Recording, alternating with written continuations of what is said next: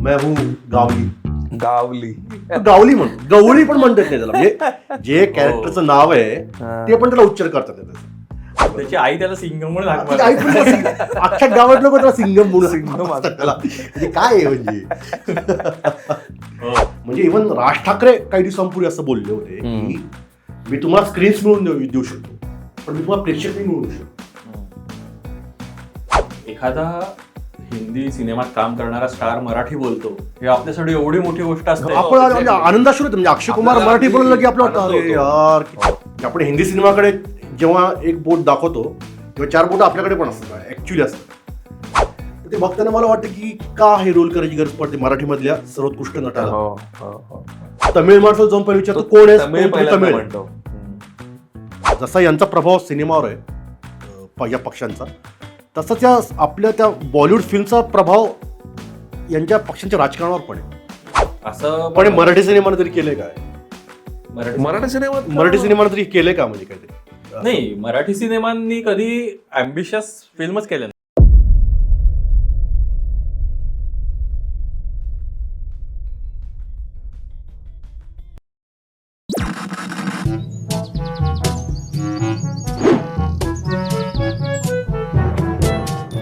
नमस्कार.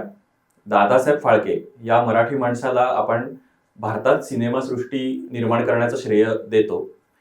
या सिनेमासृष्टीचा जे एक मेनस्ट्रीम प्रॉडक्ट आहे ते म्हणजे बॉलिवूड, जे प्रामुख्याने हिंदी सिनेमा सृष्टी आहे. पण ही महाराष्ट्रात आहे. पण या बॉलिवूडमध्ये महाराष्ट्र कितपत आहे हा एक नेहमीच वादाचा विषय राहिला आहे. की या बॉलिवूडमध्ये मराठी संस्कृती, मराठी भाषा, मराठी पात्र ही कशी दाखवली जातात, त्याचं यथार्थपणे ते दाखवले जातात का, हा एक नेहमीच वादाचा मुद्दा राहिला आहे. तर आज आपण ह्याच्यावरच काथेकूट करूया की बॉलिवूडमधली मराठी संस्कृती. अमोल, तू बरंच काय काय लिहिलंयस याबद्दल, तर ह्याच्यात तुला काय एक प्रॉब्लेम्स दिसतात किंवा एक बऱ्याचदा असं होतं की एक मोठा एक वादाचा विषय असतो की खूप स्टिरियोटाइप्स केलेले जातात मराठी पात्रांविषयी किंवा वर, तर काय तुला वाटतं त्याच्याबद्दल? मला वाटतं ना की बॉलिवूडने ना खूप जणांचे असे स्टिरियोटाइप्स केलेले आहेत. म्हणजे साऊथ इंडियन लोकांचे स्टिरियोटाइप्स आहेत बॉलिवूड सिनेमामध्ये. ते लुंगी घालून असतात आणि फार विचित्र. म्हणजे आता पडोसन मधलं मेहमूदचं कॅरेक्टर तू जर बघशील तर खूप कॅरिकॅचरिश आहे. हे असे नसतात साऊथ इंडियन्स. रावण सिनेमा तुम्ही बघितला असेल, त्यात शाहरुख खानला भात खाताना दाखवले, भात खाताना दाखवले. तर बॉलिवूड नेहमीच इतर संस्कृतींना कॅरिकॅचरिश करण्यात त्यांचा खूप विश्वास होता. त्यांनी खूप ब्लंटली केलंय. म्हणजे उदाहरणार्थ त्यांच्या ख्रिश्चन पात्र तुम्ही जर बघाल हिंदी सिनेमातली, तर ते काय गॉड अपून तपून करून बोलत असतात, अल्कोहोलिक असतात. बहुतेक ख्रिश्चन पात्र अल्कोहोलिक असतात.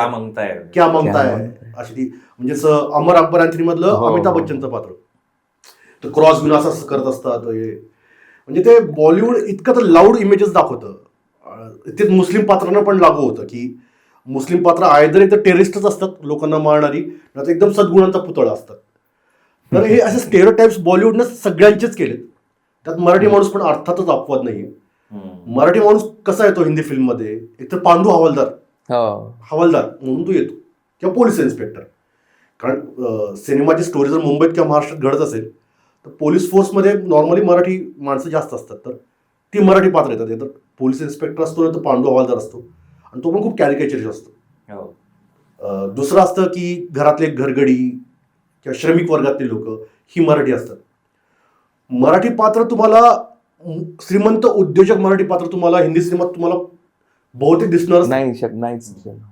किंवा एखादं खूप इंग्लिश फ्लुएंटली बोलणारं IT कंपनीमध्ये काम करणारं असं तुम्हाला मराठी पात्र तुम्हाला कुठे दिसणार नाही. नॉर्मल मराठी पात्र तुम्हाला एका विशिष्ट झोनमध्येच दिसतात. तर ही बॉलिवूड सिनेमाची फार चुकीची म्हणजे आहे, त्यांनी केलेलंच आहे हे. त्यांनी फक्त मराठी माणसाचंच नाही, तर त्यांनी सगळ्याच बाकीच्या संस्कृतीच करून ठेवलेले. त्यांनी दक्षिणात्य राज्य असतील, ख्रिश्चन लोक असतील, इस्लामिक लोक असतील, मराठी लोक असतील, बंगाली लोकांचे स्टिरियोटाइप्स केलेले आहेत त्यांनी. तर ते सगळ्यांचे स्टिरियोटाइप करतात आणि त्यांना तसं काही वाटतही नाही फारसं. म्हणजे त्याच्यावर दिलगिरी वगैरे त्यांना काही वाटत नाही. पण त्यांनी ना, मला वाटतं की विचार करायला पाहिजे प्रत्येक वेळेस करताना विचार, की आपण चुकीचं रिप्रेझेंटेशन करतोय का. कारण सिनेमाचा रीच खूप मोठा आहे, बॉलिवूड सिनेमाचा रीच पण खूप मोठा आहे.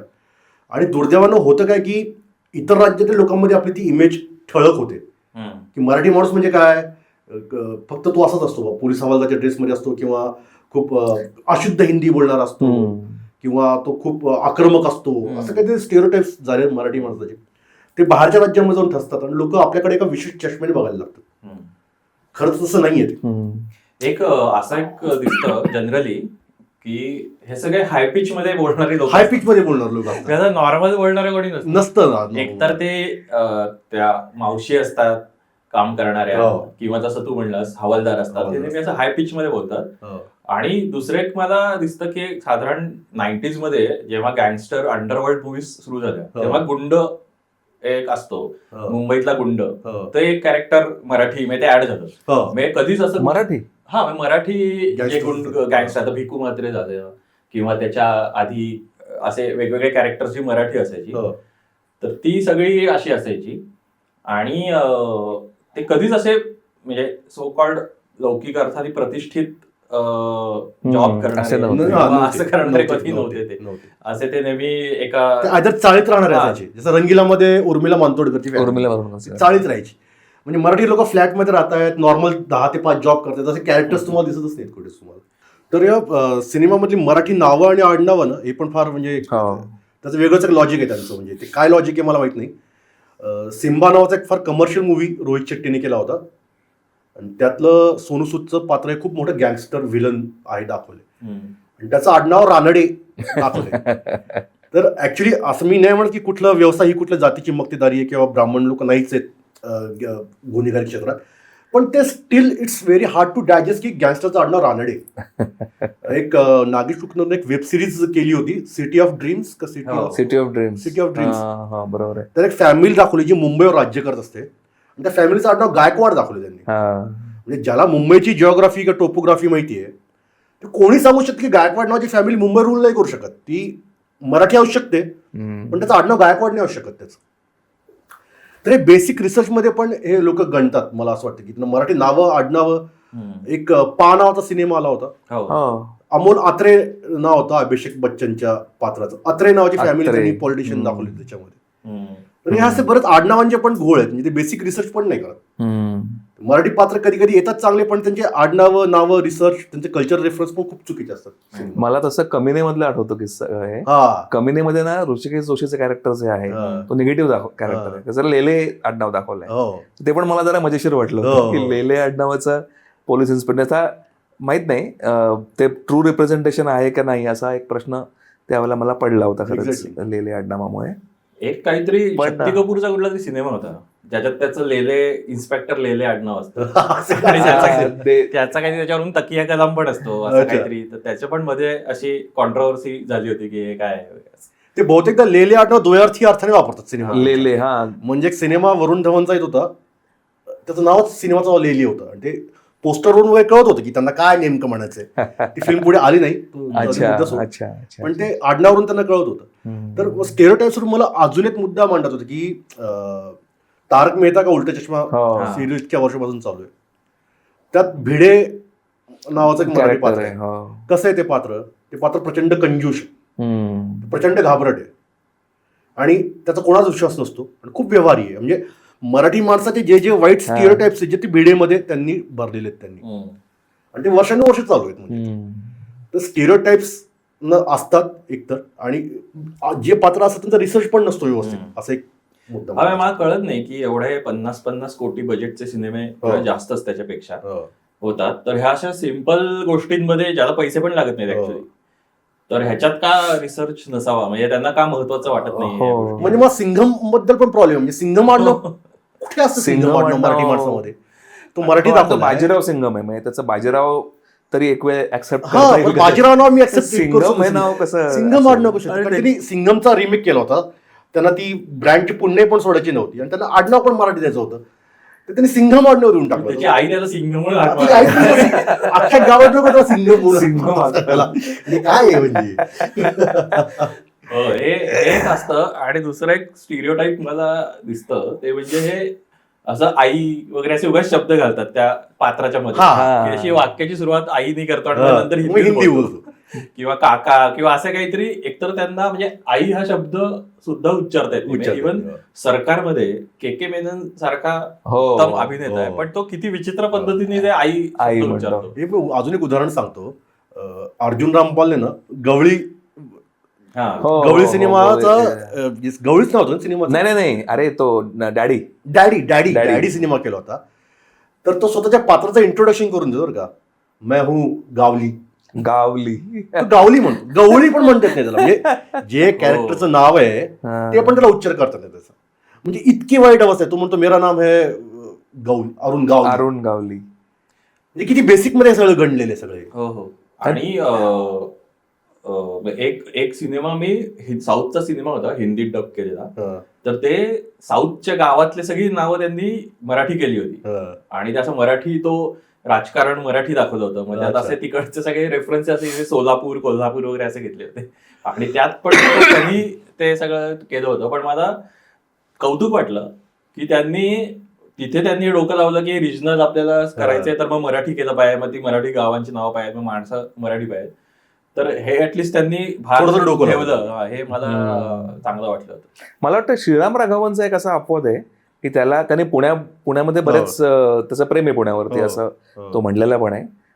पण त्याच्या ह्याच्यात मला वाटतं मराठी नावं नाही आहेत. पण त्यांनी इथे शूट केलंय किंवा त्यांनी इथले लोकेशन्स त्याला आवडलेले आहेत, पण त्यांनी मराठी कॅरेक्टर्स मला वाटतं नाही. ह्याच्यातलं अंधारून मधलं जे कॅरेक्टर आहे राधिका आपटेचं, ती एकदम पुणेरी अशी मुलगी दाखवलेली आहे. त्यामुळे तो एक अपवाद आहे, पण बाकी नाही मला आठवत आहे श्रीराम राघवनचा. आणि स्टेरिओटाईप बद्दल बोलताना हा मुद्दा तर मला वाटतं बरेच वेळेला चर्चा त्याची होते की विशेषतः लक्ष्मीकांत बेर्डे, अशोक सराफ मराठीमध्ये इतके पॉप्युलर अभिनेते, अगदी फ्रंट रनर, आणि त्यांचं चित्रण हिंदी सिनेमात मात्र कायम घरातला नोकर किंवा अशा प्रकारचं व्हायचं. एक बंधन नावाचा सिनेमा आहे सलमान खानचा. त्यात 2 पात्र आहेत, एक शक्ती कपूरचं आहे आणि एक अशोक सराफांचं पात्र आहे. तर ते इतकं वाईट कॅरिकेचरिश पात्र आहे अशोक सराफांचं की मला इतकं हे वाटतं की इतका उत्तुंग उंचीचा अभिनेता आहे, मराठी अभिनेता, त्याला हा रोल करायची गरज का पडली असेल? कारण ते इतके दुअर्थी संवाद आहेत त्याच्यामध्ये म्हणजे फार ते पात्रच इतकं कॅरिकेचरिश आहे, इतकं विनोदी आणि वाईट पद्धतीने विनोदी पात्र येते. तर ते बघताना मला वाटतं की का हे रोल करायची गरज पडते मराठीमधल्या सर्वोत्कृष्ट नटाला. खरं तर साऊथकडचे लोक पण येतात, हिंदीमध्ये काम करतात, पण ते आपला एक राखून असतात ऑरा, महत्वाचे रोल करतात. त्यांचा स्क्रीन लेंथ खूप जास्त असते, रोल चांगला असतो, डायलॉग्स भरपूर असतात. आपल्या मराठी अभिनेत्यांना असं का करावं असं वाटतं हिंदीत जाऊन? आर्थिक बाजू एक असू शकते. म्हणजे मला तेच वाटतं की त्यांना जज करण्यापूर्वी मला वाटतं की त्यांची पण एक आर्थिक बाजू असेल.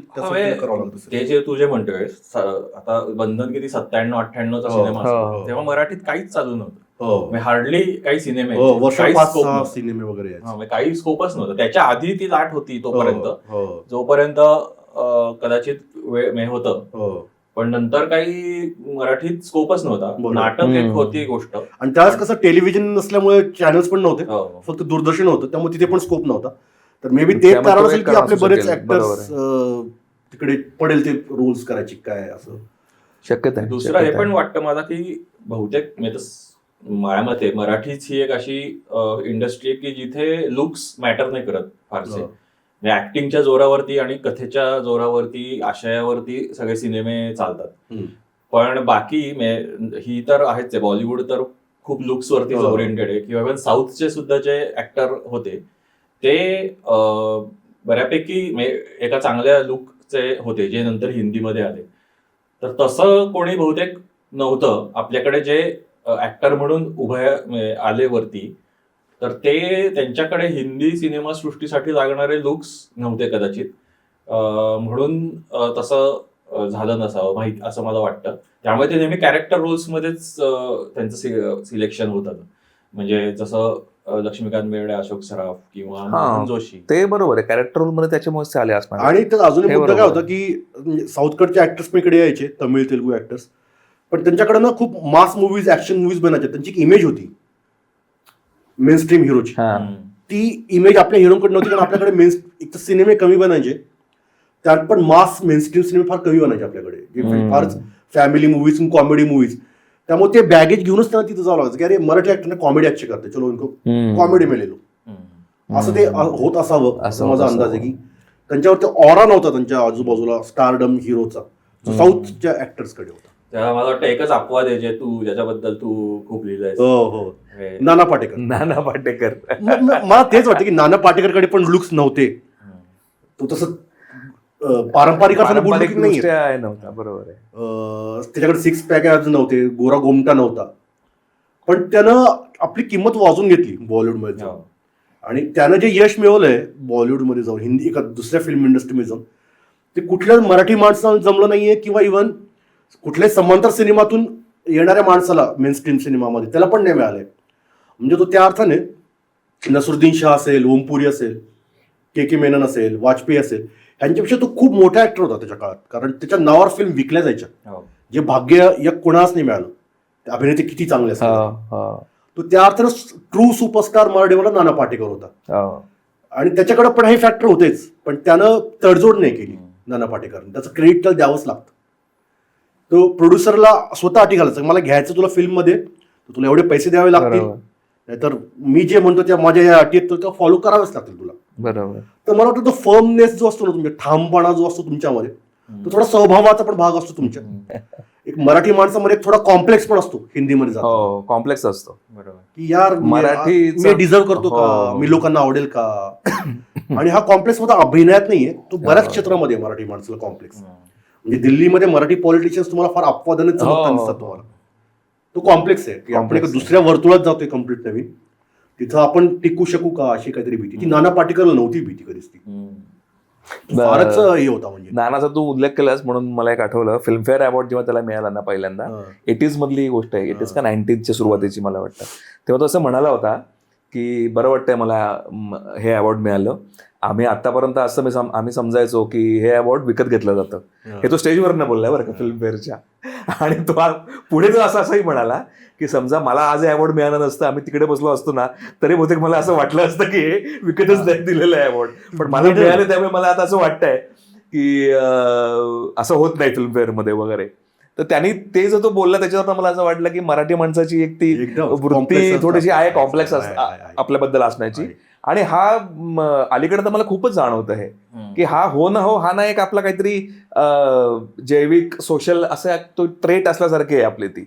आपण फार हे कोशामध्ये लवकर जातो किंवा आपण भिडू शकत नाही, किंवा आपण विदेशामध्ये गेलो तरी आपण ते महाराष्ट्र म्हणून वर्तुळात राहणं खुश म्हणतो. आपण बाहेर जाऊन नाही लोकांची पटकन अटॅच होत भारतीय संस्कृतीशी. खास मराठी कॉम्प्लेक्स असावाच असं वाटतं मला. अजून एक त्यात एक महत्वाचं कारण काय वाटतं माहिती का, की मेनस्ट्रीम बॉलिवूडमध्ये फारसे मराठी दिग्दर्शक नाही आहेत. बरोबर आहे. हे दिग्दर्शक नव्हतेच, आता आहेत. आता फार कमी आहे प्रमाण, पण ठीक आहे म्हणजे आता ते आहेत. पण 80s आणि 90s मध्ये म्हणजे सगळे तिकडचे लेखक दिग्दर्शक होते आणि त्यांचा मराठी माणसाकडे बघायचा एक नजरिया होता. तो नजरिया स्क्रीनवर पण दिसायचा. आता अरुणा राजेसारख्या दिग्दर्शकीच्या कथा नावाच्या सिनेमात दिसतं तुला मराठी चांगलं. कथा नाही, Sai Paranjpe picture. By the way Aruna Raje पण होत्या ना. अरुणा राजे होत्या, सई परांजपे. त्यांच्या फिल्म तुम्हाला मराठी कल्चर दिसतं बऱ्यापैकी. सई परांजपेंनी मला वाटतं कथामध्ये पहिल्यांदा मराठी इंट्रोड्यूस केलं. तर ते मला वाटतं शेवटी कॅप्टन ऑफ द शिप कोण आहे तुमचा त्याच्यावर डिपेंड करत गोष्टी. मराठी दिग्दर्शक खूप असे तर कदाचित आपलं रिप्रेझेंटेशन वेगळं राहिलं असतं. हे मला वाटतं सई परांजपेंचं खूप मोठं श्रेय त्यांना द्यायला पाहिजे. दुसरं एन चंद्रा, जे मराठी एन चंद्रा, पण त्याच्यामध्ये मराठी पात्र तेजाबमध्ये कुठे मराठी पात्र. अरे अरुण कपूरचं मुन्ना, त्याचं नाव महेश देशमुख असतं. महेश देशमुख असतं. पण तो शेवटी सॉरी, पण त्यात कलाकार खूप होते मराठी, खूप मराठी कलाकार मराठी होते. आणि विजय पाटकर वगैरे होता. नंतर वजूद कोणाचा होता? एनचंद्राचा होता. त्याच्यात एक थोडं होतं. पण मला वाटतं त्याच्यानंतर खूप श्रेय महेश मांजरेकरांना द्यायला लागलं. महेश मांजरेकर त्यांनी वास्तव मधून जे मराठी. पण मला पुन्हा तेच वाटतं की हे सगळं ना गँगस्टर मुव्हीजच्या अराउंड फिरणाऱ्या सगळ्या ज्या गोष्टी होत्या सांगितलेल्या, आणि असं अंडरवर्ल्डशी रिलेटेड नसलेलं. म्हणजे इव्हन गुलाम मुस्तफा मध्ये ते फॅमिली दाखवली जिथे नाना पाटेकर जाऊन राहत असतो, स्वप्नील जोशी वगैरे असतात, ते मराठी शिवाजी साटम वगैरे, ते एकदम पहिल्यांदा असं एक मराठी कल्चर त्यांनी घरातलं दाखवलं. पण ते सुद्धा असं पुन्हा तेच म्हणजे गँगस्टरशी काहीतरी असोसिएशन, अंडरवर्ल्डची असोसिएशन असलेला सिनेमा होता. तर मला सत्यामध्ये पण मराठी गँगस्टर, सत्यामध्ये मराठी गँगस्टर होता. भाऊ जावळे मराठी आहे, मनोज वाजपेयीचं पात्र मराठी आहे.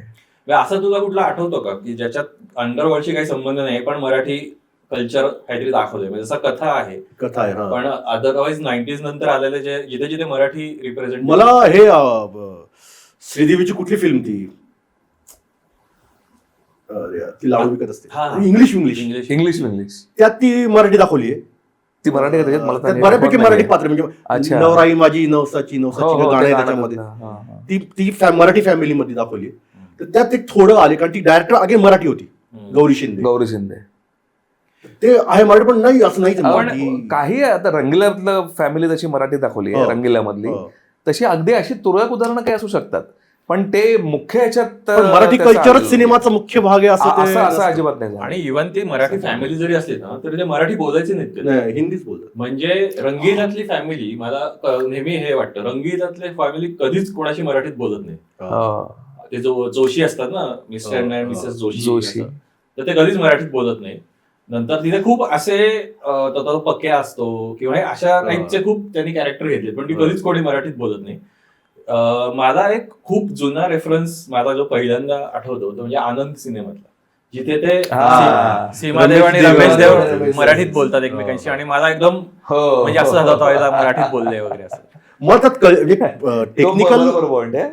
टेक्निकल त्यात मला काय जाणवतो माहिती का, की जर तुम्ही मराठी कल्चर इंद्रपूरची फिल्म बनवून असाल तर ते पात्र एकदम मराठीत बोलतील ना, ते हिंदीत कशाला बोलतील असं म्हणतो. तो लिंग्विस्टिक टेक्निकल पॉइंट पण असावा की नाही. पण तुला म्हणजे मला असं वाटतं की त्यांनी सिनेमा हिंदी असल्यामुळे ते काही संभाषण मराठीत करतील, तेवढं तरी त्यांना करू द्यावं. पण राईट, म्हणजे पूर्णतः मराठीमध्ये असणं नाही शक्य होणार, ऍट लेंथ शक्य होणार नाही, पण अदरवाईज थोडं तरी त्यांनी करावं. रंगीतातली फॅमिली मुन्नाशी बोलताना ते बोलेल हिंदीत, आपण एकमेकांची बोलताना पासिंग कमेंटरी असतात की ज्यातनं मराठी कल्चर म्हणजे काहीतरी ते दिसतं ऑथेंटिसिटी त्याच्यामध्ये. बरं, त्यात अजून एक मुद्दा काय माहिती का, की मराठी संस्कृती म्हणजे नेमकी कुठली संस्कृती?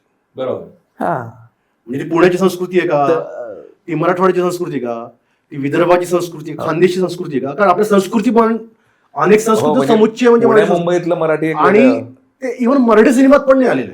मराठी सिनेमात पण नाही आलेलं. आपण हिंदी सिनेमाकडे जेव्हा एक बोट दाखवतो तेव्हा 4 बोट आपल्याकडे पण असतात, ऍक्च्युअली असतात.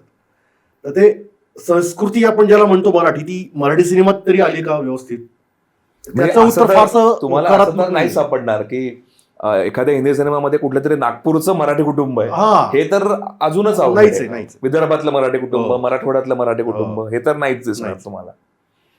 तर तो मला याच्यात दुसरं पण एक असं आहे की जेव्हा जेव्हा आपण असं म्हणतो की मराठी पात्रांना अशी सेकंडरी कामं मिळतात वगैरे, पण तेव्हा आपण इसेन्शियली पुरुषांविषयी बोलतोय फक्त.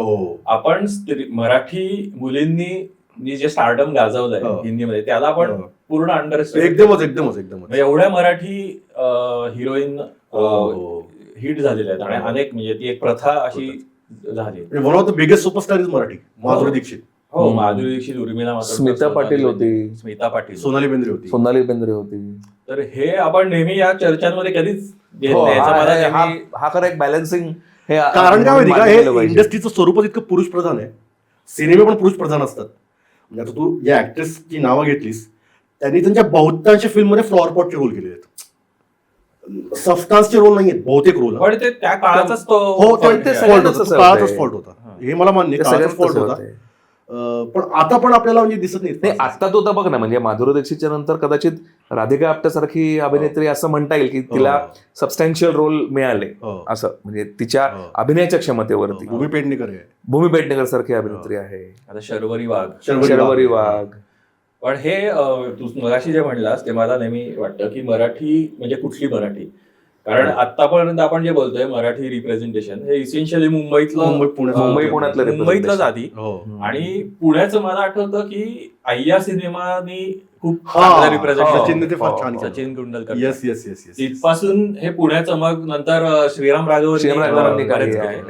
पण ते पुण्याचं पुन्हा तिथे जरा रिप्रेझेंटेशन सुरू झालं. त्यामुळे सचिन कुंडलकर मराठी, मी तेच म्हणतो की दिग्दर्शक कोण आहे त्याच्या फार गोष्टी खूप डिपेंड करतात ऍक्च्युअली त्याच्यावर. आणि असा एक मला आठवतं सिटी प्राईड कोथरूड सिनेमा याच्यातला थिएटर मधला असा एक काळ होता 2000 जेव्हा सुरू झालं होतं, तेव्हा असे लोक पुणे शोधायचे त्या सिनेमांमध्ये आणि प्रचंड आनंदी व्हायचे. त्याचं मागे आपलं गाव दिसलं, टिपिकल आयकॉनिक शनिवारवाडा दिसला. श्रीराम म्हणजे सिनेमा बघताना आपण लोकेशन कुठले याचा गेस करायला लागतो की कुठे एक अपूल कुठे आहे. बरोबर. ते असं मग त्यात अजून एक फार महत्वाचा मुद्दा काय म्हणतात माहिती का, आपण अगेन जेव्हा मराठी रिप्रेझेंटेशन म्हणतो तेव्हा मराठी पात्रांबद्दल जेव्हा आपण बोलतो तेव्हा फक्त आपण अभिनेत्यांबद्दल बोलतोय, आपण फार एलिटिस्ट बोलतोय. पडद्यामागे काम करणारा एक मोठा समूह आहे. ओके, त्यातला बराच समूह श्रमिक समूह आहे. म्हणजे लाईट सांभाळणारा, कॅमेरा सांभाळणारा, मेकअप मॅन्स असतात, कोरिओग्राफर्स असतात, फाईट मास्टर्स असतात. तिथे खूप मोठा मराठी टक्का आहे माहिती का. इव्हन शोलेचे एडिटर मराठी माणूस होता. शोली सारखे फिल्म एडिट करणारा माणूस शिंदे मराठी होते. मेकअप मन मध्ये बरेच मराठी माणसं आहेत. विक्रम गायकवाड आहेत. अमिताभ बच्चनचे कुठले होते ते आता वारले काही दिवसांपूर्वी ते, तर पंढरीनाथ जुकर मराठी. तर मला तर आपण फक्त अभिनेत्यांच्या, कारण अगेन ते आहे की ते स्क्रीनवर असतात म्हणून आपल्याला वाटतं. पण जर तू श्रमिक वर्गात किंवा पडद्याआडच्या वर्गात बघशील, मराठी टक्का रिस्पेक्टेबल आहे. मराठी आणि मुस्लिम टक्का मी एक ऑब्झर्व केले, आणि त्यात पण बहुजन वर्ग खूप मोठ्या प्रमाणात आहे. मराठी बहुजन वर्ग ज्याला म्हणतो आपण, ज्याला ना, तो खूप मोठ्या प्रमाणात आहे.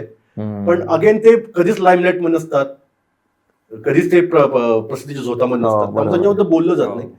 पण तो पण हा आस्पेक्ट आहे की ऍक्टर तर आहेच आहे, इट्स ओके, पण मागचा एक जो वर्ग आहे मोठा, जो सिनेमा चालवत आहे खऱ्या अर्थाने, तो मोठ्या प्रमाणात मराठी आहे ऍक्च्युली. मोठ्या मला एक हे आठवलं, नवाजुद्दीन सिद्दीकीनी बॉम्बे टॉकीज मध्ये फिल्म आहे एक दिवाकर बॅनर्जीची, सदाशिव अमरापूरकर, आणि अप्रतिम फिल्म आहे. त्यातलं मला ती फिल्म तर मला भयंकरच आवडते. पण त्यातलं या संदर्भात सांगायची गोष्ट म्हणजे नवाजुद्दीन मराठी आहे, सांगलीचा आहे, आणि तो जेव्हा त्या शूटच्या ह्याला जातो, रणबीर कपूर तिकडे शूटिंग करत असतो, आणि दिग्दर्शक कोणतरी स्त्री आहे, तो फक्त आवाज तुम्हाला मागून येतो, आणि सुहास शिरसाट जो आपला मराठी ऍक्टर आहे तो तिथे क्राऊड कंट्रोल वगैरे करताना दाखवलाय. तो त्या टीम मधला असणार आहे, डायरेक्शनच्या टीम मधला. तर ते दोघं बोलतात तेव्हा तो म्हणतो की मी पण सांगलीचा आहे वगैरे हे. आणि म्हणजे आनंदाची गोष्ट अशी की मराठी वाक्य बरी बोलली गेलेली आहेत नवाजुद्दीन सिद्दीकीकडनं त्या सीनमध्ये. तर त्याला सीन फक्त एवढाच आहे की तुला धक्का लागेल रणबीर कपूरचा, आणि तू फक्त असं त्याला असं म्हणायचं आहे. तर ते बाकी सगळं बघण्यासारखं आहे. पण तो जे इम्प्रोव्हायझेशन सांगतो ते मला आवडलं होतं. तो म्हणतो की मराठी माणूस आहे ना, चष्मा आणि हातामध्ये सामना किंवा लोकसत्ता हे नक्की द्या. आणि ते दिग्दर्शकाला आवडतं. तिची नाही ही सूचना चांगली आहे, त्याची हातात पेपर द्या. सत्याच्या ओपनिंग मध्ये भिकू मात्र लोकसत्ता आहे. मला अजून एक मुद्दा काय जाणवतो माहिती का, की का असं आहे की मराठी माणूस हा बेसिकली फार ओपन आहे बाकी संस्कृतींसाठी. अगदी खूप तो मोकळ्या मनाचा आहे मराठी माणूस. ऍक्सेप्ट करतो नवीन संस्कृती. तितका मोकळेपणा बाकी संस्कृतीमध्ये आहे की नाही याच्याबद्दल मला शंका आहे. विशेषतः हा मोकळेपणा आहे खरंच का, हा पुन्हा न्यूनगंडाचा भाग आहे. सगळ्यांचे खूप मोठं मिक्सचर असणार आहे की न्यूनगंड त्यात असणारच की नाही बाबा आपली संस्कृती म्हणजे यांची संस्कृती भारी आहे बरं का. त्यामुळे मी अगेन मागे एक चर्चेत जो मुद्दा मांडला होता की आपण सिनेमातून बऱ्याच हिंदी गोष्टी घेतो. हम आपके कोण लग्नानंतर आपल्याकडे संगीतची प्रथा आहे. संगीतची प्रथा आपली नाहीये. आपल्याकडे हळदी, लग्नाच्या आधी हळदी होते, पण आता आपण संगीत प्रथा करतोय, आपण बुटं चोरतोय. तर आपल्याला काहीतरी तो न्यूनगंड पण आहे की नाही आमच्यापेक्षा हे भारी आहे त्या कल्चरमध्ये. नाही पण हे असं आहे का की असं वाटतं मला. तो हे आहे मला वाटतं. आणि त्याचं ना एक पर्यवसन थोडंसं मला असं दिसतं की जनरली म्हणजे अनेक हे सिनेमाच्या बाहेर म्हणजे इतर क्षेत्रांमधले जे सामाजिक राजकीय अभ्यासक आहेत त्यांच्याकडून पण हे बऱ्याचदा म्हटलं जातं की एक प्रकारचं सारखं रडगाडं असतं मराठी माणसाचं की आमच्यावरती अन्याय झाला. तुम्ही काही करत नाही त्याच्याबद्दल. असं एक मागे एक मुद्दा असं म्हणला होता की ना, मराठी माणसाला एका लार्जर आयडेंटिटी जास्त ओढ आहे. तू मराठी माणसाला विचार तू कोण आहेस, तू म्हणेल तू पहिले म्हणेल मी भारतीय आहे. नंतर तू कोण आहेस, मी हिंदू आहे, मुस्लिम आहे, ख्रिश्चन. तिसरा कोण आहे, मी कम्युनिस्ट आहे, मी काँग्रेसी आहे, मी शिवसैनिक आहे. मराठी माणूस ही त्याच्या प्रायोरिटी लिस्ट मध्ये 5-6 नंबरला आहे त्याच्या. बाकी संस्कृतीमध्ये तसं नाहीये. तमिळ माणसाला जाऊन पहिले विचारतो कोण आहे, तमिळ पहिल्यांदा म्हणतो. तू आंध्रमध्ये जाऊन विचारतो कोण आहेस, तुम्ही तेलुगू आहे. किंवा तू दिल्लीमध्ये जाऊन विचारतो दिल्ली का. आपल्याकडे आपल्याच प्रायोरिटी लिस्टमध्ये आपण 6व्या-7व्या नंबर आहेत आपली मराठी आयडेंटिटी. तरी आपली लार्जर आयडेंटिटीची ओढ आहे ना, ती मे बी आपल्याला थोडी म्हणजे खूप फार फेच होऊ शकतं, पण मला ते सायकोलॉजिकल गोष्ट आहे ती. आपल्याला आपल्याबद्दल खूप कॉम्प्लेक्स आहे आपल्याला आपल्याच मराठी म्हणून सांगण्याबद्दल की मी मराठी आहे. कोण विचारतो कोण आहे, मी सांगेल मी मराठी असं नाही सांगणार, मी सांगेल 5-6 गोष्टी सांगेल. हा कॉम्प्लेक्स या बॉलिवूड सिनेमानी अजून वाढवलाय असं वाटतं का तुला? हो, मला वाटतं हा जन्मजात आहे ऑनेस्टली. पण त्याच्यात भर घातली असं मला वाटतंय. कसं म्हणजे मला त्याचा परिणाम फार झाला आपल्या मानसिकतेवरती. जसं आता सिंधी पंजाबी पात्र असतात ती नेहमी बिझनेस टायकून वगैरे दाखवली जातात, सिंघानिया, अरोरा वगैरे, मल्होत्रा वगैरे. तसं जर का असं इमॅजिन कर की अशी मराठीच आडनावं खूप दाखवली असती, स्टिरियोटाइप केलं असतं असं, तर थोडासा आपला न्यूनगंड कमी झाला असता का ते बघून किंवा आपल्याला एक अँबिशन तयार झाली असती का नाही मी करू शकतो हे, तो विश्वास वाटू शकतो असं काहीतरी. म्हणजे आपल्याला नेहमी आपलं रिफ्लेक्शन सिनेमामध्ये जर का असंच अँबिशनलेस पात्रांचं असेल किंवा सपोर्टिव्ह पात्र किंवा खलनायकच गुंड वगैरे, तर मग ते जो काही परिणाम व्हायचा तो कदाचित निगेटिव्हच झाला असेल आणि न्यूनगंडात पडली असेल असं. पण मराठी सिनेमाने तरी केले काय? मराठी सिनेमाने तरी केले का म्हणजे काहीतरी? नाही, मराठी सिनेमांनी कधी अँबिशियस फिल्मच केलं. एक्झॅक्टली. म्हणजे ह्याचा अर्थ आपल्यात इनबिल्ड काहीतरी मोठा प्रॉब्लेम आहे. नाही, पण आपण हिंदी सिनेमाला म्हणू शकतो की हिंदी सिनेमा नाही केलं, मराठी सिनेमाने का नाही केलं? कारण आपल्यात नाहीच आहे इथे म्हणजे स्वतःला असं प्रेझेंट करणं. आणि त्याच्यामुळे होतंय काय, मला असं वाटतं की तुम्ही इतिहासाकडे फार सारखं वळता. एक्झॅक्टली. कारण तो गौरवशाली इतिहासामध्ये तुम्हाला सापडतं. इतिहास गौरवशाली, शिवाजी महाराज, मग आम्ही मराठी, आमची अस्मिता वगैरे वगैरे, पण तुम्ही रिअल याच्यामध्ये तसे नाही असं होतं. याच्यावर एक वेगळा मला प्रश्न आहे की गेल्या एक 10 वर्षामध्ये मराठा एम्पायर वरती बरेच सिनेमे आले. पानिपत आला, बाजीराव मस्तानी, हिंदी म्हणतोय, बाजीराव मस्तानी आला, तानाजी आला, अजून काही येत आहेत बरेच. तर ह्याच्यातलं कसं वाटतं मराठी रिप्रेझेंटेशन तुम्हाला या त्या काळातलं तत्कालीन जे आहे? ती पात्र ना हिंदी प्रेक्षकांना सूट होतील अशी मॉडिफाईड केली असं माझं मत आहे. हिंदी प्रेक्षकांसाठी मॉडिफाईड. ओके. म्हणजे तुम्ही छावा सिनेमा तुम्ही बघाल तर संभाजी महाराज तुम्हाला मराठी वाटतच नाही, ते कुठे ते हिंदी राजे वाटत तुम्हाला. खरं तर त्याचा डायरेक्टर मराठी बरं का, हो, पण ती बाजारपेठेची गणित आहेत त्याची. तो हिंदी प्रेक्षकांना सूट होईल असा आहे तो. तुम्हाला कुठले मराठी ऐतिहासिक सिनेमात मराठी खाद्यपदार्थ तुम्हाला दिसणार नाहीत, मराठी संस्कृती तुम्हाला दिसणार नाही, मराठी चालीरीती तुम्हाला त्या सिनेमात फारशा दिसणार नाहीत, येऊन पासिंग अशा येऊन जातात. तर हे आपले जे हिंदीमध्ये म्हणणारे मराठी सिनेमे आहेत ते खूप हिंदी प्रेक्षकांना समोरून मॉडिफाईड केलेली, ती अस्खलित मराठी पात्र नाही आहेत असं मला तरी वाटतं. आणि बऱ्याचदा मराठी ही पात्र होती ही कधीच मराठी कलाकारांनी निभावलेली. म्हणजे तानाजी अजय देवगण आहे, सदाशिवराव भाऊ अर्जुन कपूर आहे, छावा आपला हा आहे विकी कौशल. पानिपत मध्ये तर मला फार मजा वाटली होती. कीर्ती सावंतने रोल केलाय पेशवीनबाईचा. कोण पेशवीन आपल्या सॉरी आपल्या त्याच्या बायकोचा पार्वतीबाईंचा किंवा एकूणच सगळं म्हणजे ते त्याच्यावर आणि खूप वाद पण झाले तर की हे तुम्ही मराठी नाहीचे, मग असं मराठी लोक करतच नाहीत, असे नाचतच नाही. तो रणवीर सिंगचा डान्स होता त्याच्यात, मग त्याच्यावर पण भांगडा सोडतोय हा वगैरे. त्याचा फायदा एकच आहे की हे आपले ऐतिहासिक हिरोज जे आहेत ते देशभरात पोहोचतात. म्हणजे संभाजी महाराज देशभरात पोहोचले छावानंतर, फॅक्ट आहेच आहे म्हणजे की ते बरोबर आहे. किंवा पानिपतचं युद्ध कळलंच लोकांना की मराठी कुठल्या उद्देशाने गेली होती, भलती फिल्म फ्लॉप असेल. तानाजी कळला देशभराच्या, पण हे अगेन सगळे डायरेक्टर मराठी होते. म्हणजे तानाजीचं डायरेक्टर मराठी आहे, पानिपतचं डायरेक्टर मराठी आहे, छावाचं डायरेक्टर मराठी आहे. तर आपल्या हिरोना आपण देशभरात पोहोचवणं आपलं कर्तव्य आहे, हे मला मान्य आहे. पण ते अगेन तुम्हाला खूप तडजोडी करून करावं लागते, हे पण ती फॅक्ट आहेच त्याच्यामध्ये. मला वाटतं ते इंडस्ट्रीज मराठीने ओन नाही केलेलं, म्हणजे सुरुवातीपासून मुंबईची इंडस्ट्रीज सगळी नॉर्थ मधल्या लोकांच्या हातामध्ये होती. त्याच्यामुळे ते त्याचे हे पुढे पुढे गेलेले आहेत पण सगळे. मला वाटतं की पंजाबी लोकांनी ओन केली इंडस्ट्री. पंजाबी रादर, हा नॉर्थ म्हणजे मला पंजाबी म्हणजे चोप्राज किंवा म्हणजे हिंदी नाही, कपूर घराणा, हिंदी भाषिक वेगळे, पंजाबी कम्प्लीट वेगळं कल्चर. हो बरोबर बरोबर. त्यांनी ओन केलं बॉलिवूड अक्षरशः. पंजाबींनी ओन केलेलं आहे ते. किंवा आता व्यापारी वर्ग जो सुरुवातीला होता बॉलिवूडमध्ये त्याने ओन केली होती इंडस्ट्री. शेठजी वर्ग जो आपण त्यांच्यावरती म्हणजे बोट इतकं नक्कीच ठेवता येईल, पण की त्यांना अगेन तो पैशाचा पण खेळ आहे. मराठी माणूस कधीच पैशासाठी प्रसिद्ध, श्रीमंतीसाठी मराठी मुळे कधीच प्रसिद्ध नव्हता.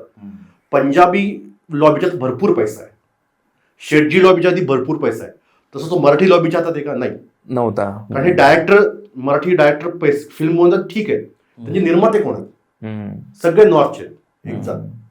नाही, मला फक्त असं म्हणायचं होतं की पंजाबी लोकांच्या हातामध्ये जो तो कंट्रोल होता पहिल्यापासून, त्यांचं फिल्म मेकर म्हणून त्यांचं कधीच लक्ष गेलं नाही मराठी कल्चरकडे किंवा आपल्या आसपासच्या. ते त्यावेळेला पण जायचे ना शूटिंग करायला, लो बजेटच्या यायला महाबळेश्वरला ते गेलेले, वाईला होतात सगळी शूटिंग, वाईला. असं तर शक्य नाही की तुमचा काहीच संबंध आलेला नाहीये. मुंबई एकदम कट ऑफ आहे, मला मान्य आहे. म्हणजे तुम्ही साऊथ बॉम्बेला गेलात तर तुम्हाला वेगळ्या जगामध्ये आल्यासारखं वाटतं, पण असं होणार नाही ना की तुमचा काहीच संपर्क आलेला नाहीये. तर त्यांना कधी असं वाटलं नाही की ह्यातल्या स्टोरीज आपण आणाव्यात. हा मात्र एक मला थोडा खटकणारा मुद्दा वाटतो एकदमच, की त्यांना असं कधी वाटलं नाही. ते मे बी मराठी माणसाला नॅशनल अपील नाही का असा एक त्यांना हे काय प्रश्न आपण त्यांना विचारला पाहिजे, कंट्रोवर्शियल प्रश्न की मराठी संस्कृतीला शेवटी कसं माहिती नाहीये, मॉनिटायझेशन फार महत्वाचं असतं. जे पंजाबी संस्कृतीचं मॉनिटायझेशन त्यांनी केलंय, पंजाबी गाण्यांमधून, बरोबर, पंजाबी कॅरेक्टर्स मधून, पंजाबी पात्रांमधून. बाकी दुसरं त्यांचं गणित असं पण असेल की जे एक लार्जर दॅन लाईफ पिक्चर तुम्हाला पंजाबच्या याच्यात दिसतं ते मराठी याच्यात दिसू शकत नाही, म्हणून लोकांना ते आवडतं ना. पंजाबी ते डान्स, त्यांचे कपडे, भरजरी आणि खाणं पिणं आणि सगळं, म्हणून तो ते सांस्कृतिक अँगल पण, अँगल फार आहे, मानसिक अँगल तर आहेतच. पण तरी हा प्रश्न तर विचारायला पाहिजे पंजाबी प्रोड्युसर्सना. पण हे असं का झालं असेल असं वाटतं तुम्हाला? म्हणजे हे मराठी चित्रपटसृष्टी आणि बॉलिवूड, हिंदी चित्रपटसृष्टी हे एकाच मुंबई शहरात त्यांचा जो को एक्झिस्टन्स आहे त्याचा काही फटका बसला का आपल्याला? किंवा असं काय मराठी सिनेमाला नाही, आपल्या चित्रणाला, रिप्रेझेंटेशनला? याची दोन्ही बाजूनं उत्तर असं वाटतं, हो आणि नाही अशी दोन्ही उत्तरं आहेत असं मला वाटतं. फटका बसलाय का? नक्कीच बसलाय. कारण स्क्रीन्स आपल्या राज्यात आपल्या सिनेमाला स्क्रीन्स नाही मिळत, ते खूप, आणि जे शोज मिळतात ते फार ऑड टाइमचे शोज मिळतात आपल्याला. कारण मराठी माणसानं नेहमी मराठी सिनेमापेक्षा हिंदी सिनेमाला जास्त झुकतं माप दिलेलं आहे. म्हणजे प्रॉब्लेम प्रेक्षकांमध्ये पण आणि प्रॉब्लेम अशा लेखक दिग्दर्शकांमध्ये की जे मासेसला अपील होणारे सिनेमाच नाही बनवू शकले. शेवटी कसं आहे, एकदा तुम्ही मुक्त बाजारपेठेचं सूत्र स्वीकारलंय, तुम्ही म्हणजे एकदा तुम्ही मागणी आणि पुरवठ्याचे नियम तुम्ही स्वीकारलेत की ज्याची मागणी त्याचा पुरवठा आम्ही करू, हे इतका सरळ साधा नियम आहे तो. जर मराठी सिनेमाला मागणीच नसेल प्रेक्षकांकडून, म्हणजे समजा आपण मराठी सिनेमाला रात्रीचे प्राईम टाइमचे शो दिले तर कोणी खात्री देणार आहे का ते शो भरतील म्हणून? म्हणजे इव्हन राज ठाकरे काही दिवसांपूर्वी असं बोलले होते की मी तुम्हाला स्क्रीन्स मिळवून देऊ शकतो, पण मी तुम्हाला प्रेक्षक नाही मिळवू शकत. तर फार महत्वाचा पॉईंट आहे, बरोबर आहे, की स्क्रीन्स मिळतील. सरकार कायदा करेल की तुम्हाला रात्री 9चा तुम्हाला वीकेंडला तुम्हाला प्राईम शोज मिळतील. प्रेक्षक याची गॅरंटी आहे का? हा फार महत्वाचा मुद्दा आहे. पण याच्यामध्ये असं पण आहे की खूप अनेक उत्तम सिनेमांना स्क्रीन्सच नाही मिळाल्यामुळे त्यांना संधीच नाही मिळत स्वतःला प्रूव्ह करण्याची, हे पण झालंय. त्याचा माउथ पब्लिसिटी व्हायला वेळ लागतो, तोपर्यंत गेलेला असतो. फायटिंग चान्स पण नाही मिळत तुम्हाला. म्हणजे फार असं विचित्र दुष्टचक्र आहे की ओव्हरऑल मराठी सिनेमाला प्रेक्षक नाही आहेत, त्यामुळे स्क्रीन्स नाही मिळत, आणि स्क्रीन्स न मिळाल्यामुळे असं होतं की खूप सिनेमांना फायटिंग चान्स पण नाही मिळत स्वतःला प्रूव्ह करायचा. जे उत्तम सिनेमे जे चालू शकले असते अशा सिनेमांना चान्स पण नाही मिळत, असं पण घडलेलं आहे. तर हे फार दुष्टचक्र, ते भेदणं फार मोठं अवघड आहे. पण फटका मला वाटतं ना, आपण किंमत मोजली, पुरेपूर किंमत मोजली बॉलिवूड मुंबईमध्ये असण्याची. कारण तुम्हाला सांगतो, सिनेमाचं जे इन्फ्रास्ट्रक्चर जे असतं मुंबईमध्ये ते पण बॉलिवूडला प्रेफरन्स देतं नेहमी, कारण त्यांचे बजेट मोठे असतात, त्याच्याकडून पैसे मिळतात. स्टुडिओज असतील, एडिटिंग सेटअप्स असतील, साऊंड मिक्सिंग असेल, टेक्निकल गोष्टी आहेत, तिथं बॉलिवूड सिनेमा तिथे पण प्राधान्य मिळतं आणि मराठी सिनेमाला दुय्यम स्थान मिळतं. तरी लढाईनं खूप वेगवेगळ्या पातळ्यांवर आहे मराठी फिल्म इंडस्ट्रीची आणि हिंदी फिल्म इंडस्ट्रीची. त्यात आपणही चुकीचे आहोत, कारण मराठी प्रेक्षक पण हिंदी गाणी जास्त ऐकतात, हिंदी सिनेमे जास्त बघतात. आणि हिंदी कुठल्याही गाण्यांचा किंवा याचा रिचच खूप जास्त खूप जास्त आहे. आपल्याला मराठी सिनेमा तो बनणार कधी, मग त्याची पूर्वीच्या काळात म्हणजे कॅसेट येणार कधी, त्यापेक्षा इथे 10 सिनेमे येऊन त्याचे कॅसेट सगळीकडे गाणी चित्रहारमध्ये लागत होती, म्हणजे छायागीत मध्ये वगैरे. त्याचा रिच नेहमीच खूप जास्त. एक्झॅक्टली. म्हणजे तुम्हाला वाटत असेल तर दूरदर्शनवर रात्री 9 वाजता रोज दर शुक्रवार शनिवारी हिंदी सिनेमा असायचा. हे किती चुकीचं आहे. दूरदर्शन अख्ख्या देशाचं चॅनल आहे ना. म्हणजे ते मराठी सिनेमे का नाही दाखवायचे, किंवा तमिळ तेलुगू सिनेमे का नाही दाखवायचे, हिंदी सिनेमे का दाखवायचे, छायागीत चित्रांमध्ये हिंदीच गाणे का असायचे. दूरदर्शनचं एकच चॅनल होतं, तेव्हा सगळ्या राज्यांचा समान हक्क हवा, पण तसं होत नव्हतं. तर ते माझ्या आठवड्याप्रमाणे मराठी असायचं एक चित्रगीत नावाचं काहीतरी होतं, आणि एक तो डीडी मराठी जो चॅनल वेगळा नंतर सुरू झालं. पण तो जेव्हा जी मोनोपोली होती, केलं नाही. दूरदर्शनच्या फक्त एकच मोनोपोली चॅनल जेव्हा हिंदी कंटेंट बातम्या हिंदीमध्ये असायच्या.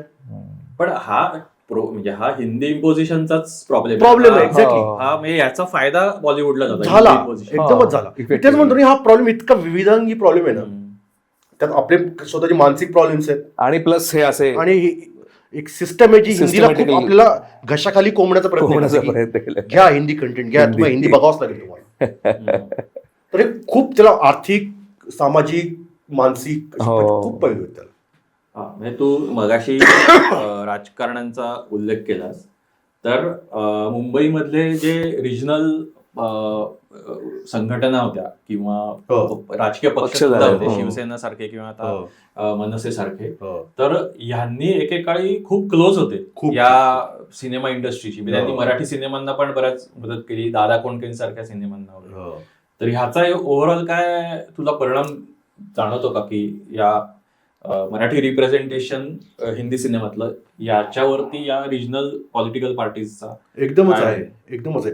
कारण हे खास हे पक्ष आता जरी पूर्ण महाराष्ट्रात जरी पसरले असले ना, शिवसेना असेल किंवा मनसे असेल, ते शेवटी मुंबईचीच आपत्ती ते पक्ष. म्हणजे ते मुंबईचीच आहेत, त्यांची मेन ओळख मुंबईचे पक्ष अशीच आहे. म्हणजे बरेच त्यांचे आमदार खासदार अख्ख्या राज्यातून येत असतील, नगरसेवक असतील, पण त्यांची आयडेंटिटी मुंबईचे पक्ष हेच आहे. आणि मुंबईत 2 फिल्म इंडस्ट्री आहेत, तर त्याच्यावर म्हणजे फिल्म इंडस्ट्री पक्षांचा बराच प्रभाव आहे, आणि या पक्षांवर त्या फिल्मचा खूप प्रभाव आहे. असं ते दोन्ही बाजूने. म्हणजे दादा कोंडकेचं उदाहरण तर फेमसच आहे, की त्यांना बाळासाहेब ठाकरेंनी स्क्रीन्स मिळवून दिल्या हिंदी सिनेमा उतरून. आणि शिवसेनेच्या उद्यात तो एक फार महत्वाचं कारण ठरलं, की मराठी हक्कांसाठी वाढणारे पक्ष आलाय मार्केटमध्ये, की जो आपल्या मराठी सिनेमाला स्क्रीन्स मिळवून देतोय.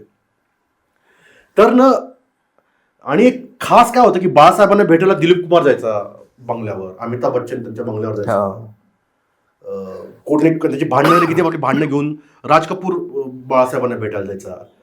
तर ना मराठी मन सुखवायचं खूप त्याच्यामुळे. एवढे मोठे मोठे स्टार्स आहेत, पण भेटायला बाळासाहेबांसमोर नाक घासत ते मातोश्रीवर जातात. तर शिवसेना नावाचा कल्ट बनण्यामागे ना याचं खूप मोठं हे कारण आहे, की मराठी माणसाला फार त्याचा इगो सुखवायचा मराठी माणसाचा कुठतरी, की एवढे मोठे ॲक्टर्स आहेत, अभिनेते हे, पण हे बाळासाहेबांसमोर मान खाली घालून त्यांनी भेटायला जातात. आणि हे सेम राज ठाकरेंचं पण आहे. म्हणजे की राज ठाकरेंना भेटायला पण करण जोहर जातो, रोहित शेट्टी जातो. तर मराठी माणसाचा इगो सुखावतो कुठेतरी, की एवढे मोठमोठे अभिनेते प्रोड्युसर्स भेटायला जातात. नंबर 2 म्हणजे ना, या सगळ्या पक्षांच्या चित्रपट सेना आहेत, जे बाकी अजून कुठल्याच पक्षाच्या नाही आहेत. म्हणजे असलं तर मला तरी माहीत नाही. मला वाटतं राष्ट्रवादीची मे बी राष्ट्रवादीची आहे, पण शिवसेना मनसेचे आहेत, आणि ते खूप ॲक्टिव्ह आहेत. म्हणजे समजा कुठल्या मराठी निर्मात्यावर अन्याय झाला की ते जातात त्यांच्याकडे, मग ते त्याची तड लावतात रॉबिनहूड स्टाईलने वगैरे. तर ते एक मराठी फिल्मवाल्यांना आधार पण वाटतो त्यांचा, की आपल्याला काही स्क्रीन न मिळण्यापेक्षा हे जाऊन तोडफोड केल्यामुळे 2-3 स्क्रीन तरी मिळतील की म्हणा आपल्याला, असं त्यांना वाटतं. आणि ते खूप स्वाभाविक आहे. म्हणजे मला वाटतं काही 2-3 वर्षापूर्वी एक रोहित शेट्टीची फिल्म आली होती आणि एक कुठली तरी मराठी फिल्म आली होती, आणि रोहित शेट्टीच्या फिल्ममुळे त्या मराठी फिल्मला स्क्रीन मिळत नव्हत्या, तर मनसेने त्या स्क्रीन त्यांनी मिळवून दिले. तर शेवटी हा आहेच न्याय, की थिएटर मार्ग तुम्हाला नाही देते स्क्रीन, तर तुम्हाला कोण मिळवून देऊ शकतो स्क्रीन? तर हे आधुनिक रॉबिनहूड आहेत त्या अर्थाने. आणि यांच्या राजकारणावर पण, म्हणजे जसा यांचा प्रभाव सिनेमावर आहे या पक्षांचा, तसंच या आपल्या त्या बॉलिवूड फिल्मचा प्रभाव यांच्या पक्षांच्या राजकारणावर पण आहे.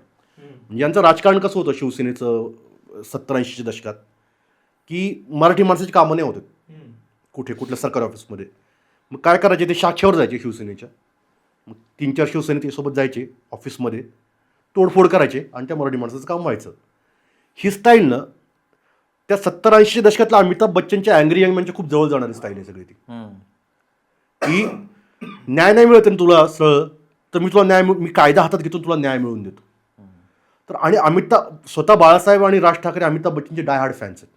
त्यांनी कितीतरी मुलाखतीमध्ये सांगितले. आणि त्या अमिताभचे प्रत्येक सिनेमे ते फार अतिशय आवर्जून बघायचे ते.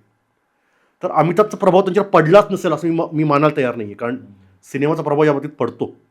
सभा तुम्ही बघताल ना मनसेच्या किंवा बाळासाहेबांच्या सभा जेव्हा व्हायच्या, त्या बाळासाहेबांची जी एंट्री व्हायची सभेमध्ये इतकी फिल्मी असायची, तुतारी वाजायची पहिली अशी, मग ती लांबलचक घोषणा असायची, हिंदू हृदय सम्राट बाळासाहेब, मराठी हृदय सम्राट, आणि ती अतिशय हिरोईक एंट्री करून बाळासाहेब स्टेजवर यायचे. तुलनेत त्या काळातल्या काँग्रेसची सभा तुम्ही इतक्या बुळबुळ आणि बोरिंग असायच्या काँग्रेसची सभा. तो टोपी घातलेला एक नेता यायचा कोणतरी आणि काहीतरी तोंडात बडबड निघून जायचं. बाळासाहेब काय करायचे बोलताना, किंवा आता राज ठाकरे काय करतात, ते सर्वसामान्यांच्या मनातले असून तशाला हात घालायचे. मला माहिती की तुमचा हा प्रॉब्लेम चालू आहे, तो प्रॉब्लेम कोण सॉल्व्ह करू शकतो, मी करू शकतो. माझ्या तर रणगाडे द्या, मी काश्मीर प्रश्न 2 दिवसात सॉल्व्ह करतो, असं बाळासाहेब बोलायचे. आता राज ठाकरे म्हणतात माझ्यात एक सत्ता द्या, मी तुमचे सगळे प्रॉब्लेम सॉल्व्ह करतो. हे सगळं ना त्यांनी लोकांवर असणाऱ्या फिल्मचा प्रभाव त्यांनी फार उत्तम ओळखलेले राजकारणी आहेत. बाळासाहेब असतील किंवा राज ठाकरे असतील. उद्धव ठाकरे तसं नाही आहेत, त्यांना सिनेमाबद्दलशी देणं घेणं नाही आहे. पण अगेन आदित्य ठाकरेंना आकर्षण असावं सिनेमाचं, असं त्यांचं एकूणच वर्तुळ बघून वाटतं मला. तर ह्या दोन्ही म्हणजे मराठी पक्षांनी सिनेमाला अफेक्ट केलं आणि सिनेमाने मराठी राजकारण्यांना अफेक्ट केलं. त्याशी ती फार रोचक बाजू आहे दोन्ही बाजूनी ॲक्च्युली. त्याला धरून मला एक डोक्यात एक हे गोत होता मुद्दा, की अशा प्रकारच्या राजकारणाचं चित्रण कसं झालेलं आहे. तर मला एक सिनेमा आठवतो, कमी नाही, त्याच्यामधलं कॅरेक्टर हे असं राज ठाकरे यांच्या धर्तीचं भोपे भाऊ अमोल गुप्तेने केलेलं. तो मराठीचा मुद्दा लावून धरणारा, पण तो ते विलनिश कॅरेक्टर आहे, पण पूर्णपणे विलनिश आहे. आणि दुसरा अर्थातच सरकार, की ज्याच्यामध्ये एका अर्थी बाळासाहेब ठाकरेंना अमिताभ बच्चन जो आवडत होता त्याचं काय परतफेड अमिताभने केली याचा रोल करून, असं म्हणता येईल. पण याच्या व्यतिरिक्त मुंबईतल्या पॉलिटिक्सचं चित्रण असं भोसले नावाचा जो सिनेमा होता ना वाजपेयीचा, त्यात व्हिलनिश दाखवले होते मराठी मुद्द्यासाठी भांडणारे कार्यकर्ते. संतोष जोईकरचं पात्र, अच्छा, हा, ते निगेटिव्ह दाखवले, खूप निगेटिव्ह दाखवलं. ओके. खुद्द ठाकरे सिनेमा जो आला होता त्यात सुद्धा नवाजुद्दीन सिद्दीकीने केलं होतं. त्यात सुद्धा असं की त्यासाठी मराठी माणूस सापडू नये, हे किती म्हणजे. इव्हन मासाहेबांचा रोल, बाळासाहेबांच्या पत्नीचा रोल पण अमृतारावने केला होता. अमृतारावने केला होता. तुम्हाला मराठी ऍक्ट्रेस सापडत नाही मराठी रोल करण्यासाठी. प्रोड्युसर स्वतः संजय राऊत. प्रोड्युसरच संजय राऊत. कारण शेवटी ती बाजारपेठेची, मग तुम्ही हिंदीमध्ये जाताय ना, मग बाजारपेठेची गणितं सांभाळावं लागणार. त्याला कदाचित थोडे इतर अँगल असे असू शकतात, की त्या पर्सनॅलिटीला जवळ जाणारी पर्सनॅलिटी आता नाहीच समजा मराठीमध्ये, तर काय करणार.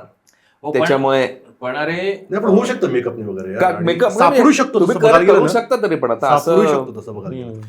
हा, म्हणजे आता जसं जब्बार पटेलांनी आंबेडकरांवरती सिनेमा केला होता, बाबासाहेब आंबेडकरांनी, तो मामुट्टीने रोल केला होता. तर हे असू शकतं म्हणजे ऑफकोर्स. पण हे मला थोडं हे वाटलं की इथे तरी मी एक्सपेक्ट करत होतो की एखादा मराठी असेल, कारण किती म्हणलं तरी तो ऍक्सेंट मध्ये खूप फरक जाणवतो. किती चांगला ऍक्टर असला. ठाकरे ही सिनेमा हिंदी होता ना, पण हो, दोन्ही भाषांमध्ये दोन्हीमध्ये केला. पण तो ऍक्सेंट मधला फरक इतका स्पष्ट कळतो की ते मग नाही ऑथेंटिक वाटत तसं एकदमच. पण म्हणजे एक मराठी अस्मिता हे आपण असं खूप त्याचं खूप पॉलिटिक्स होतं त्याच्यावरती, आणि त्याच्यावरती खूप चर्चा होते. किंवा हा जो न्यूनगंडाचा जो भाग आहे तो पण त्याच्यावर पण आपण सगळेच मान्य करतो की हो असं आहे. पण मग जसे साऊथला एक ते अस्मिताचा द्रविडी अस्मिता जयकार करणारे किंवा त्याला सेलिब्रेट करणारे असे सिनेमे बनतात, तसे मग आपल्याकडे का होत नाहीत? म्हणजे एक उदाहरणार्थ शिवाजीराजे भोसले बोलतोय नावाचा सिनेमा होता, तो स्ट्रेट फॉरवर्ड त्यांनी या विषयाला हात घातला होता. तसे अजून कुठले बनलेले मला तरी आठवत नाहीत होते का असे. मी शिवाजीराजे भोसले बोलतोयच ना, मी मनसेला निवडणुकीत डायरेक्ट फायदा झाला होता. लगेच काही दिवसांनी विधानसभा निवडणूक झाली होती आणि मनसेची पहिली विधानसभा निवडणूक होती. 13-14 सीट्स आल्या होत्या त्यांच्या. म्हणजे सिनेमाचा प्रभाव असाही पडू शकतो. म्हणजे मला वाटतं ना, महेश मांजरेकरांनीच 2-3 सिनेमे केलेत या विषयावर. एक तो भरत जाधवांना घेऊन एक शिक्षण व्यवस्थेवर आईचा घोष, त्यात पण एक मराठीचा अँगल होता. म्हणजे त्यांच्या सिनेमात मराठीचे अँगल येतात, मांजरेकरांच्या सिनेमात येतात, पण ते सहसा येत नाहीत. कारण अगेन ना, मी असं म्हणतो की मॉनिटायझेशनचा मुद्दा फार महत्त्वाचा आहे, की तुमची अस्मिता मॉनिटाईज आहे का. आणि आपल्याकडे ना बेसिकली समाजवादी कल्चरचा किंवा डाव्या विचारांचा इतका पकड आहे की पैसा म्हणजे काहीतरी वाईट, असं ते आपल्या सबकॉन्शियस माइंडमध्ये मराठी माणसाचं जास्त कुठतरी की पैसा वाईट, पैसाला म्हणजे काहीतरी वाईट सोबत येणार. जोपर्यंत तुमच्या अस्मितेचं मॉनिटायझेशन होत नाही ना, जसं द्राविडी अस्मितेचं त्यांनी मॉनिटायझेशन केलं, त्यांनी त्याला बॉक्स ऑफिसवर डिमांड आहे, त्याला प्रेक्षक वर्ग उड्या मारतो तिकीटावर द्राविडी. तसं मराठीमध्ये होईल का, नाही सांगू शकत. आणि जसं मी मागे जो मुद्दा मांडला की मराठी माणसालाच मराठी अस्मितेमध्ये इंटरेस्ट आहे का त्याला हिंदू असण्यात जास्त रस आहे आणि त्याला भारतीय असण्यात जास्त रस आहे. कारण सह्याद्री, हिमालयाच्या मत्तीला धावला सह्याद्री जाऊन गेला, किंवा महाराष्ट्र विना न चाले राष्ट्रगाडा वगैरे. आपण ते इतक्या त्या स्वतःच्या इमेजच्या प्रेमात आहेत की आम्हाला देश चालवायचा आहे, आम्हाला आमच्या जबाबदारी पडली की देश चालवायची जबाबदारी आमची आहे. पण त्यात तुमची मूळ अस्मिता दबते कुठेतरी, हे त्याची तर जाणून होतं. तो इतका प्रेमात पडला त्या लार्जर रोलच्या, देशाला वाचवायच्या, की देशाला वाचवायचं मला, माझ्या राज्यात जे व्हायचं होईल. ते मराठी अस्मितेचं मार्केटच आहे की नाही असं मुळात प्रश्न आहे. होय, मला असं दिसतं की हा इतक्या लेव्हलचा न्यूनगंड वाटतो की एखादा हिंदी सिनेमात काम करणारा स्टार मराठी बोलतो, हे आपल्यासाठी एवढी मोठी गोष्ट असते. आनंदाश्रू होतो. म्हणजे अक्षय कुमार मराठी बोललं की आणि असे रील्स व्हायरल होतात की, आणि इव्हन म्हणजे हिंदी पण सोड, मराठीच काजोल मराठीत बोलली, 3-4 रील्स लोक एकदम. किंवा तो जे मराठी शो असायचे ज्याचे ते प्रमोशन करायला यायचे, तिथे तर त्यांना अशी ट्रीटमेंट दिली जायची. सलमान खान येऊन तो आणि 2च वाक्य बोलायचा काहीतरी. आपण तीही आपल्याकडनं आता अपेक्षा नाही की हे यांचं आयुष्य मुंबईत गेलं तर यांनी खूप छान मराठी बोललं पाहिजे. एक्झॅक्टली. मराठी संस्कृती अशी बांधील की ज्या राज्याने तुम्हाला इतकं सगळं दिलंय, ज्या भाषेत, ज्या संस्कृतीने तुम्हाला इतकं सगळं दिलंय, त्याच्याबद्दल तुमचं काहीच उत्तरदायित्व नाहीये का, हा पण एक मुद्दा आहेच नाही शेवटी. अगेन 2 संस्कृतीमधला फरक हाच सांगतोय की जेव्हा एखादा मराठी माणूस जातो दिल्लीला, तो लगेच हिंदी शिकून घेतो. संस्कृतीचा आदर करणं हे खूप बेसिक कर्टसी यार. त्यासाठी तुम्हाला काय वेगळं आउट ऑफ तुमच्या ह्याच्यातून बाहेर जाऊन काय करावं लागत नाही. तुम्हाला काय लागतं मराठी शिकायला? 4-5 वाक्य, बेसिक वाक्य. काय लागतं मराठी सण सेलिब्रेट करायला? काय लागतं मराठी फूड कल्चर सेलिब्रेट करायला? काहीच द्यावं लागत नाही तुम्हाला, पण तुम्ही ती बेसिक मिनिमम पण तुम्ही नाही करत. हिंदी सिनेमांमध्ये जी मराठी संस्कृती दाखवली जाते त्याचा एक सिम्बॉल असतो, तो म्हणजे गणेशोत्सव. मुंबईतला गणेश मोस्ट पॉप्युलर सिम्बॉल. ते एक सिनेमॅटिक व्हॅल्यू आहे, व्हिज्युअली स्टनिंग आहे. दुसरं एक मला याच्या गणेशोत्सवावरनं सत्य आठवलं, आणि सत्यावरनं मला मुंबई आठवलं, मुंबईतला पाऊस आठवला. तर हे जे रिअलिस्टिक चित्रण आहे मुंबईचं, मीन्स आपण मुंबईचं म्हणू फॉर नाव, तर ते असं मराठी सिनेमांमध्ये दिसत नाही, पण ते हिंदी सिनेमांमध्ये दिसतं. हे पण एक थोडी शोकांतिक आहे. अजून एक मुद्दा सांगतो महत्वाचा, की मुंबईमध्ये एवढे मोठे बॉम्बस्फोट झाले, इतके लोक मेले, एवढ्या दंगली झाल्या, 90चं दशक खूप व्होलेटाईल डिकेड होतं. ते तुम्हाला मराठी सिनेमाच्या घटना कुठेच दिसत नाही. 9/11 सॉरी, तो 26/11चा हल्ला असेल, काय मराठीमध्ये? म्हणजे अनुराग कश्यप आणि राम गोपाल वर्मा ज्या ऑथेंटिकली मुंबई दाखवतात, तसं एकही मराठी सिनेमात का दाखवलेलं नाही तुम्हाला? की ब्लॅक फ्रायडे मध्ये काय आली मुंबई? ब्लॅक फ्रायडे मध्ये काय कमाल कमाल. पण ती मुंबई अशी की यापूर्वी कधीच स्क्रीनवर आली नव्हती. मुंबई म्हणजे उंच बिल्डिंगी वगैरे असं काहीतरी, ते समुद्र किनारा वगैरे असं काहीतरी ते होतं. त्यांनी मुंबईतल्या त्या झोपडपट्ट्या, ते चिंचोळे रस्ते, तो मुंबईचा पाऊस, ह्या लोकांनी इतकं ऑथेंटिकली दाखवलंय अनुरागनी किंवा राम गोपाल वर्मानी. ते आपल्या कोणाच का जमलं नाही, कारण अगेन मला वाटतं ना की बहुतांश काम करणारे मराठी माणसं हे बाहेरून आले होते, बाहेरच्या जिल्ह्यातून. जसे अनुराग आणि रामगोपाळ पण आउटसायडर्स आहेत, मुंबईचे नाही आहेत, पण त्याचं आकर्षण आहे मुंबईचं त्यांना प्रचंड. हे आपल्या लोकांना नव्हतं की काय असं मला वाटतं. ते व्हॅल्यूज पण अगेन तो मुद्दा असा आहे की 1900 म्हणजे बर्लिनची भिंत पडली, रशियाचं विघटन झालं, त्यावेळेस आपल्याकडे सिनेमे कुठले बनत होते, आशिकी येत होता त्यावेळेस, आपल्याकडे गिल्ल होतं आपल्याकडे. त्यांनी ते नाकारलंच होतं की जग एवढं बदलतंय, जागतिकीकरण आले भारतामध्ये. ह्याचं रिप्रेझेंटेशन कुठे हिंदी सिनेमात येतं. कारण आपला सिनेमा इतका पहिल्यांवादी सिनेमा आहे, हिंदी असेल किंवा मराठी, की त्याला घटनेची नोंद घ्यायची गरज पण नाही पडत मुळात. कारण सिरियस आहेत, गंभीर घटना आहेत. आणि आपला बहुतेक ऑडियन्स हा एस्केपिझम म्हणून जातो सिनेमा बघायला की यार 3 घंटे झिकझिक मुझे नहीं चाहिए, झिकझिक से मैं दूर जा रहा हूं. पहिल्यांदा देणार कॉमेडी, रोमांस, ऍक्शन हे त्याला बघायचं असतं. तर हा एक फॅक्टर त्यात असावा. पण तू म्हणतोस तो मुद्दा बरोबर की एकाही मराठी सिनेमात हे मुंबई दंगल ऑथेंटिक येते, काही 1-2 सिनेमात आहे, पण ती इतकी कॅरिकेचरिश आली आहे की ती बघवत नाही आपल्याला.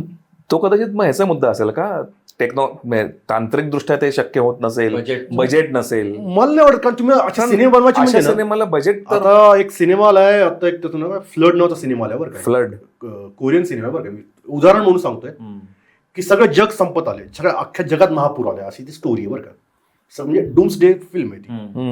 आणि ते फिल्म फक्त एका बिल्डिंग मध्ये घडते. फक्त ती कॉन्फ्लिक्ट मोठा आहे, जग नष्ट होते डायरेक्ट, पण ती गोष्ट घडते एका बिल्डिंग मध्ये. आणि त्या बिल्डिंग मध्ये काय काय होतं त्याच्यावरती सगळी स्टोरी. किंवा dawn of the dead, zombie movies जे असतात, ओके, एकाच लोकेशन मध्ये होतात, जग नष्ट होतंय, जग नष्ट झाले बाहेरचं. ते तुमची स्टोरी काय त्याच्यावर डिपेंड करते. तुम्हाला असं नॉट नेसेसरी की मॉब सीन हवे, तुम्ही मोठे लोकेशन हवेत. तुमचं इंटेन्शन काय, तुम्ही ती क्लेव्हरली स्टोरी टेलिंग करताय, हे खूप मॅटर करतं. म्हणजे असं नाही कधी कोणाला वाटलं की एखाद्या घरामध्ये त्याविषयी चर्चा होतीये किंवा त्या संदर्भाने काहीतरी नाट्य घडतंय एक्झॅक्टली बाहेरच्या दंगलीच्या, असं पण झालेलं का तिथे तर काही स्केलचा ह्याचा मुद्दा आपल्या सिनेमात नाही ना. If I am not wrong, भाऊपाद्याचा काय एखादा साहित्यिक सोडलं तर साहित्यात पण दिसत, साहित्यात पण फारसं नाही दिसत. नामदेव ढसळा असेल किंवा भाऊपाद्य असतील, असे 2-3 अपवाद वगळले ना, तर मराठी साहित्यात तर ती कुठे मुंबई दिसते, दरिद्री मुंबई, गरीब मुंबई कुठे दिसते. अरुण साधूंच्या ते खूप मोठा अपवाद येतो. मुंबई तसा एक होता, त्यातल्या त्यात मुंबई, थोडी मुंबई त्याच्यात दिसली होती जरा त्या सिनेमामध्ये. मला वाटतं की सत्या, दुसऱ्या गोष्टी आठवल्या की सत्यात सुद्धा पहिल्यांदा मराठी पात्र मराठीत बोलताना दाखवली होती. तर तेव्हापासून बहुतेक ही सुरुवात झाली थोडी रिअलिस्टिक याच्यामध्ये. त्याच्या आधीचे जे कुठले सिनेमे होते, मला खूप जुने राज कपूरचे सिनेमे होते. तो एक जागते रहो नावाचा सिनेमा होता, ज्याच्यात असं का मुंबईच्या चाळीमधलं सगळं आहे, पण त्यात सुद्धा मला आठवत नाही मराठी कॅरेक्टर. मला आठवत नाही, म्हणजे ना बऱ्याच सिनेमात अशा बहु मिश्रित वस्तीच दाखवल्यात. नुक्कडचा काही सिरियल आहे, मला आठवत नाही मराठी कॅरेक्टर होतो नुक्कड मध्ये, मला नाही आठवत, मराठी नाही आठवत. बरोबर आहे. किंवा राजू बनगे जेंटलमॅन सगळ्या सिनेमात एक बस्ती दाखवली, शाहरुख खान राहिला, ते सगळे पात्र, पण तो मराठी पात्र अजिबातच नाही. मराठी पात्र दिसतो कुठे, एका गाण्यात एक मराठी हवालदार दिसतो कॉमेडी, आणि एक डब्बा देणारा माणूस दिसतो एका गाण्यात दिसून येऊन जातात. तर आता हिंदी सिनेमांमध्ये खूप मराठी लोकांनी कामं केली वर्षानुवर्ष, पण मला असं त्यांचं एवढं कौतुक झालं नाही असं मला वाटतं. मला यातलं एक खूप मोहन जोशी हे नाव वाटतं की त्या व्यक्तीने एकदम वाटेल त्या हिंदी सिनेमांमध्ये बी ग्रेड पासून ते कुठलेही रोल, खलनायकाचे रोल, कॅरेक्टर रोल वेगवेगळे केले, पण अशी फारशी दखल खरं घेतली गेली का असं वाटत नाही. इव्हन सदाशिव अमरापूरकर किती मेन स्ट्रीम विलनचे रोल केले त्यांनी. म्हणजे धर्मेंद्र, अमिताभ बच्चन समोर रजनीकांत समोर त्यांनी मेन विलन केलं त्यांनी. किंवा महाराणी सगळ्या सिनेमात सगळ्या सिनेमात त्यांनी महाराणीचा रोल केला. अर्धा सत्य पहिला होता मला वाटतं. श्रीराम लागूंनी खूप रोल केले. पण श्रीराम लागूंना एक स्टँडिंग होतं, म्हणजे त्यांना त्यांचं एकूण स्टेचर बरंच चांगलं होतं, मराठीमध्येच खूप चांगलं असल्यामुळे तिथे पण त्यांना. ललिता पवार पण एक जुनं, स्मिता पाटील होती. स्मिता पाटील तिला मिळालं, पण तेवढं अप्रिसिएशन मिळालं. पण तीच एक अभिनेत्री मला वाटतं तेव्हापासून सुरू झालं असेल मराठी अभिनेत्री येणं वगैरे. तर मला वाटतं की आत्ता आपण ह्या मराठी संस्कृती इन हिंदी सिनेमा याच्यावर वेगवेगळ्या ॲस्पेक्टनी, राजकीय ॲस्पेक्ट झाला, सांस्कृतिक ॲस्पेक्ट झाला, वेगवेगळ्या यांनी चर्चा केली, हा काथ्याकूट केला. तर हा काथ्याकूट तुम्हाला कसा वाटला ते आम्हाला जरूर सांगा. आमच्या चॅनलला सबस्क्राईब करा आणि पुढच्या आमच्या एपिसोड्सची वाट बघा. आम्ही येतोच.